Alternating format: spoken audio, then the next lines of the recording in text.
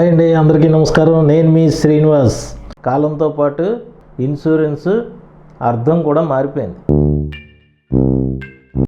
ఇక నేను చెప్పేది ఏంటంటే, భారతదేశ జనాభా 147 కోట్లు అయితే మొన్నే 13వ తారీఖునే మనం ప్రపంచ జనాభా దినోత్సవం చేసుకున్నాము. ఆ రోజు ఇన్సూరెన్స్ లెక్క చూస్తే ఒక ఆశ్చర్యకరమైన విషయం తెలిసింది. ఏంట్రా ఇది? అదేంటంటే కేవలం 15% మాత్రమే ఇన్సూరెన్స్ తీసుకున్నారు. కేవలం 15%.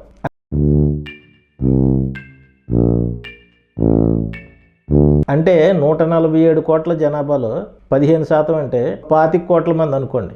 మిగతా 122 కోట్ల మందికి ఇన్సూరెన్స్ లేదు.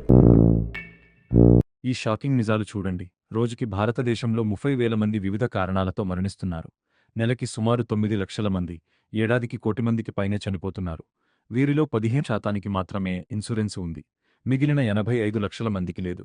మరి వీరి కుటుంబాలు ఏమవ్వాలి? ఒకసారి ఆలోచించండి. అదే నేను చెప్పేది.